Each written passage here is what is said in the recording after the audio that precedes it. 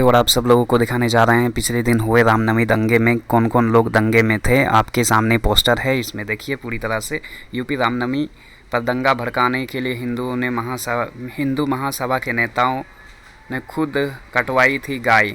Police ने किया साजिश का खुलासा। सोचिए, पुलिस ने खुलासा किया है कि जो भगवाधारी गुंडे हैं, ये जो आतंकवादी हैं, क्योंकि आप मेरे वीडियो देखेंगे तो आपको पता चल जाएगा कि मैंने इन आतंकवादियों के बारे में सब चीज़ें डिटेल से बताने की कोशिश करी है। हालांकि ये विस्तार से नहीं है, क्योंकि पिछले दिन देखिए कि दो व्यक्ति को इसी गाय जो तस्करी वाले हैं उन्हीं के द्वारा दो नासिर और जुनैद को मार दिया गया था। उसमें आपने देखा कि हिंदू महासभा के लोग, पुलिस, कानून सबको चेतावनी दे रहे थे। उसके बाद वो केस अभी हाईलाइट नहीं है, क्लोज। इसी तरह से हर मुद्दे को ढकने के लिए किए जाते हैं। ठीक है, इन आतंकवादी को साजिश और सरकार चलाने वाली ये सब एक आतंकवादी के गुट में मिले हुए हैं।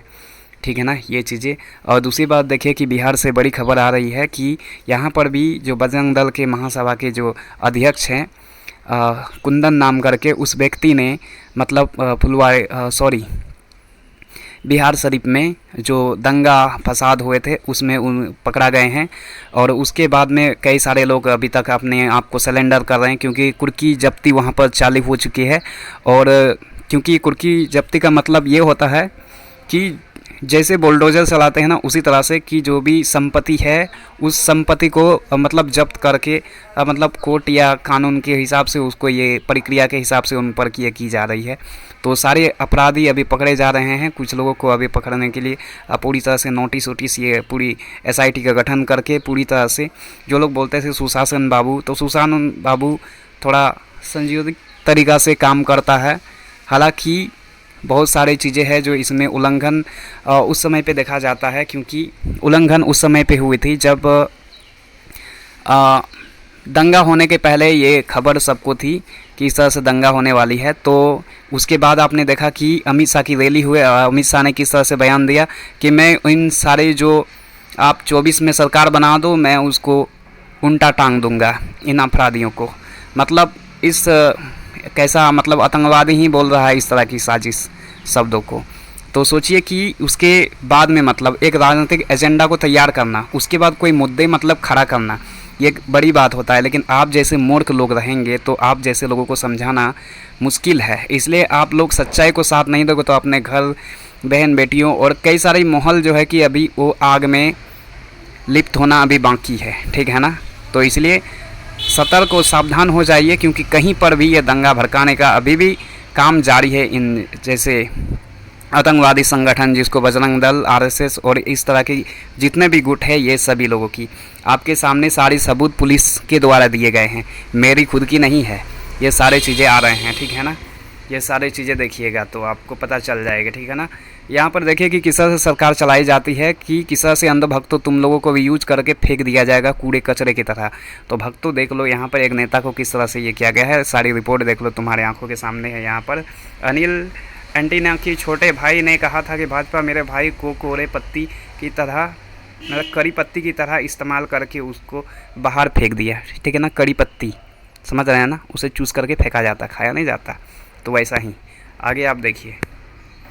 ठीक है ना, ये देखिए सोशल मीडिया में जो फैक्ट चेक जो एक ये है, वो उन्होंने एक कानून मोदी ने बनाई है, मोदी के सरकार ने, कि जितने भी सोशल मीडिया एंकर या TV जो हमारे जैसा जितना भी यूट्यूबर या फिर फेसबुक में अपने मुद्दे सरकार को आईना दिखाने का काम करते हैं, उन लोगों पर उल्टा न्यूज़ चला उसका फैक्ट चेक करेंगे और उसको बैन करेंगे और इस तरह के काली करतूत करने जा रही है। ठीक है ना, और ये देखो अंधभक्तों की ठिकाना। ठीक है ना, जांच पर पूरी आपको मैंने दिखाया कि ये सब चीज़ें सामने आ गई है कि किस तरह से चल रही है। यहाँ पर बोल रहा है यूपी में काबा पूछने पर नेहा राठौर ने सेकुलर थी, बिहार में काबा पूछने पर वो नेहा राठौर कन्फ्यूज हो गई है। गजब दोगलापंथी, दोगलापंथी आप समझ रहे हो। उसी रामनवमी दंगा में जो हुआ, ये इसीलिए मैं बोलता हूँ इस धर्म को कुछ समय तक के लिए कानून को या कोर्ट को हस्तक्षेप करने की ज़रूरत है, क्योंकि इसको बैन करना, इन जितना भी त्यौहार और भक्ति और जितना संगठन बने हैं इन सब को बैन करना बेशक ज़रूरी है, वरना देश को फिर से उसी गुजरात दंगे के जैसा जला दिया जाएगा।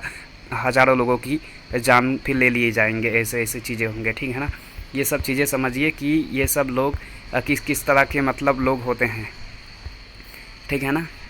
ये सब लोगों ने मतलब एक कितना घोर अपराध है ये, महापाप जिसको बोलते हैं, अपने आप को संत साधु कहने वाले शैतान ही हैं ये लोग। जिन भी देवी देवताओं को मानते हैं उनको भी ये मतलब नहीं आता कि उसके पीछे मतलब उसका नाम लेकर के उसको बदनाम किया जा रहा है। ये भी अपनी ही अकल नहीं है उसको, उन देवी देवताओं को भी जिनका नाम लेकर के अपराधी या फिर उनको साजिश या फिर उनको बदनाम किया जा रहा है, उस देवी देवताओं के नाम लेकर के राम और ये बजरंग दल, ये सारे बजरंगी का नाम लेकर के इस तरह से मतलब हर प्रकार के महाकाली सारे देवी देवताओं को वो खुद इस तरह से एक्सपोज करके उसके साथ उसका नाम को मतलब जोड़ करके गलत कांड कर रहे हैं।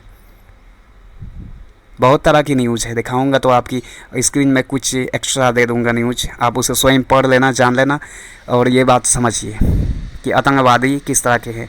लोग बोलते हैं कि अपराध का कोई धर्म नहीं होता, लेकिन अपराधियों का ही धर्म होता है। मैंने पिछले वीडियो में बता रखी और इस बार भी बता रहा हूँ कि अपराधी धर्म से ही आते हैं। अब ये संयोजित तरीके से मतलब पूरी तरह से ये धर्म ही अपराधियों को बढ़ावा दे रहा है, धर्म ही पनक जो रहा है, अपराधी वो धर्म की वजह से पनक रहा है।